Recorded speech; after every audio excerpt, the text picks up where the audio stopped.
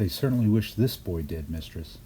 I tried to make them see it wasn't necessary, even made a solemn promise to take him far away from this country.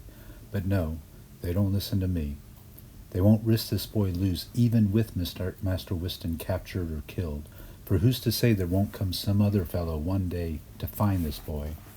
I'll take him far away, I said, but they fear what might happen, and wish him dead. You and your good husband they might have spared, but that you'd inevitably be witnesses to their deeds. Had I seen all this in advance, would I have traveled here to this monastery? Who knows? It seemed my duty then, did it not? But their plans for the boy, and for an innocent Christian couple, I could not allow it. Luckily, not all the monks think alike. You know, and Ninian, the silent one, led me down here unwatched. It was my intention to go before you much further, but this armor and my stumbling height, how many times over the years have I cursed this height? What advantage does it bring a man to be so tall? For every high dangling pear I reached, there's been an arrow threatened me would have flown over a smaller man. Sir Gawain, Axel said, what kind of a beast is it, this one you say dwells down here? I never saw it, sir, only know that these monks send this way perish by it. Is it one can be killed by an ordinary sword held by a mortal man? What do you say, sir? I'm a mortal man? I don't deny it, but I'm a knight, well trained and nurtured for long years of my youth by the great Arthur, who taught me to face all manner of challenge with gladness, even when fear seeps to the marrow. For if we're mortal, let us at least shine handsomely in God's eyes while we walk this earth. Like all who stood with Arthur, sir, I'm faced Beelzebubs and monsters as well as the darkest intents of men, and always upheld my great king's example, even in the midst of ferocious conflict. What is it you suggest, sir? How dare you? Were you there? I was there, sir, and saw with all these same eyes that fixed you now. But what of it, friends? This is a discussion for some other time. Forgive me. We have other matters to attend to, of course we have. What is it you ask, sir? Ah, yes, the beast, yes. I understand, it's monstrous fierce, but no demon or spirit, and this sword is good enough to slay it. But Sir Gawain, Beatrice said, do you really propose we walk further down this tunnel knowing what we now do? What choice have we, mistress? If I'm not mistaken, the way back to the monastery is locked to us, and yet that same door may open any time to pour forth soldiers into this tunnel. There's nothing for it but to go on. And but for this one beast in our way, we may soon find ourselves in the forest far from your pursuers, for Ninian assures me this is the true tunnel, and well maintained. So let's be on our way, before this candle burns down. It's the only one I have. Do we trust him, Axel? Beatrice asked, making no effort to prevent Sir Gawain hearing.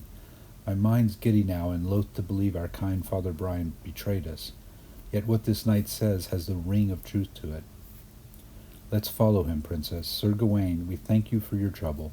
Please lead us now to safety, and let us hope this beast dozing or gone prowling in the night. I fear we have no such luck, but come, friends, we'll go with courage. The old knight rose slowly to his feet, then held out the candle at arm's length. Master Axel, perhaps you will carry for us this flame, for I'll need both my hands to keep my sword at the ready. They went on into the tunnel, Sir Gawain leading, Axel following with the flame, Beatrice holding his arm from behind, and Edwin now at the rear. There was no option but to go in a single file, the passage remaining narrow, and the ceiling of dangling moss and sinewy roots grew lower and lower until even Beatrice had to stoop. Axel did his best to hold the candle high, but the breeze in the tunnel was now stronger, and he was often obliged to lower it and cover the flame with his other hand.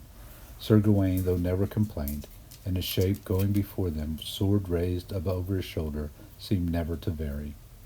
Then Beatrice let out an exclamation and tugged Axel's arm. What is it, Princess? Oh, Axel, stop.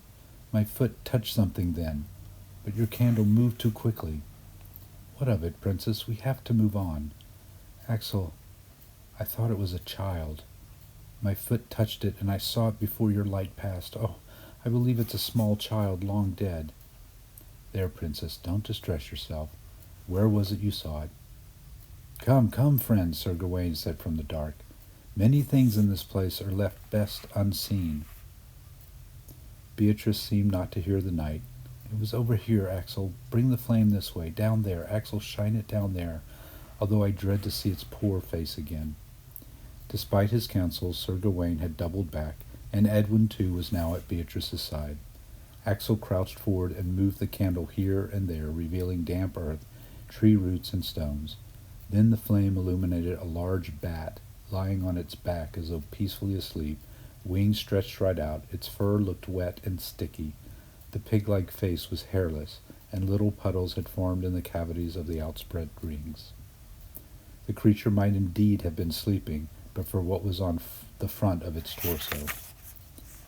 As Axel brought the flame even closer, they all stared at the circular hole extended from just below the bat's breast down to its belly, taking in part of the rib cage to either side. The wound was peculiarly clean, as though someone had taken a bite from a crisp apple. What could have done work like this? Axel asked. He must have moved the candle too swiftly, for at that moment the flame guttered and went out. Don't worry, friends, Sir Gawain said. I'll find my tinder again. Didn't I tell you, Axel? Beatrice sounded close to tears. I knew it was a baby the moment my foot touched it. What are you saying, Princess? It's not a baby. What are you saying? What could have happened to the poor child? And what of its parents? Princess, it's simply a bat, the like of which often haunts dark places. Oh, Axel, it was a baby, I'm sure of it. I'm sorry this flame's out, Princess, or I'd show you again. A bat it is. Nothing more, yet myself I'll look again at what lies on. Sir Gawain, did you notice the creature's bed? I don't know what you mean, sir. It seemed to me the creature lay on a bed of bones, for I thought I saw a skull or two that could have belonged to men. What do you suggest, sir? Sir Gawain's voice became carelessly loud. What skulls? I saw no skulls, sir. Only a bat fallen on misfortune. Beatrice was now sobbing quietly, and Axel straightened to embrace her. It was no child, Princess, he said more gently. Don't upset yourself. Such a lonely death. Where are its parents, Axel? What are you suggesting, sir? Skulls? I saw no skulls, and what if there were a few old bones here? What of it? Is that anything extraordinary? Aren't we underground? But I saw no bed of bones. I don't know what you suggest, Master Axel. Were you there, sir? Did you stand beside the great Arthur? I'm proud to say that I did, sir, and he was a commander as merciful as he was gallant. Yes, indeed, it was I who came to the abbot to warn of Master Wyston's identity and intentions. What choice had I? Was I to guess how dark the hearts of holy men could be? Your suggestions are unwarranted, sir, an insult to all who ever stood alongside the great Arthur. There are no beds of bones here, and I am not here. Am I not here to save you now? Sir Gawain, your voice booms too much, and who knows where the soldiers are at this moment? What could I do, sir, knowing what I did? Yeah, I rode here, and I spoke to the abbot, yet how was I to know the darkness of that man's heart, and the better men, poor Jonas, has his liver pecked at, and his days not long, while that abbot lives on with barely a scratch from those birds. Sir Gawain broke off, interrupted by a noise from further down the tunnel. It was hard to determine how distant or near it had been, but the noise was unmistakably the cry of a beast. It had resembled the howl of a wolf, though there had also been something of the deeper roar of a bear. The cry had not been prolonged, but it had made Axel clasp Beatrice to him, and Sir Gawain snatched his sword from out of the ground. Then for several moments they remained standing in silence, listening for the sound to return. But nothing further came, and suddenly Sir Gawain began to laugh quietly and breathlessly. His laughter went on. Beatrice said in Axel's ear, Let's leave this place, husband.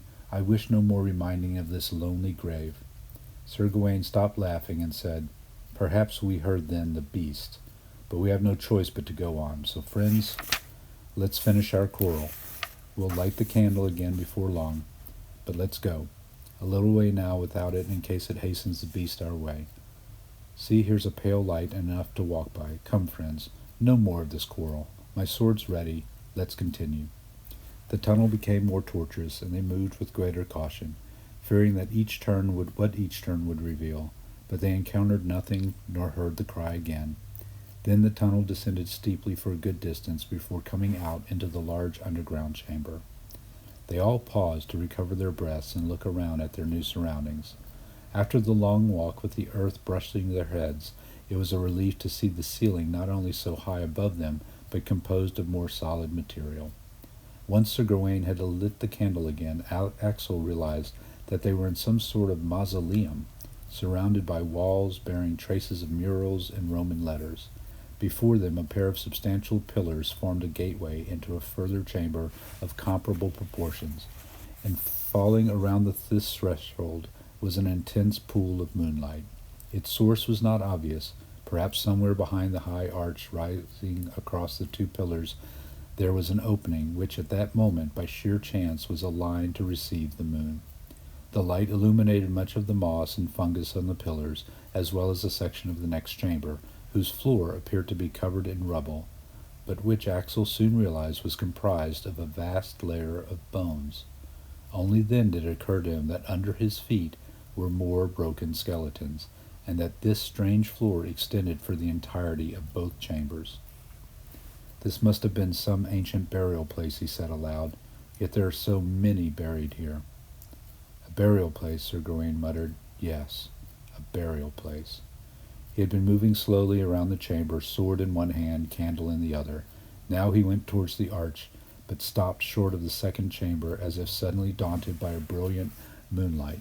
He thrust his sword into the ground, and Axel watched his silhouette, leaning on his weapon, moving the candle up and down with a weary air. We need not quarrel, Master Axel. Here are the skulls of men. I won't deny it. There an arm, there a leg, but just bones now. An old burial ground, and so it may be. I dare say, sir, our whole country is this way, a fine green valley of pleasant copse in the springtime. Dig its soil, and not far beneath the daisies and buttercups come the dead. And I don't talk, sir, only of those who received Christian burial. Beneath our soil lie the remains of the old slaughter.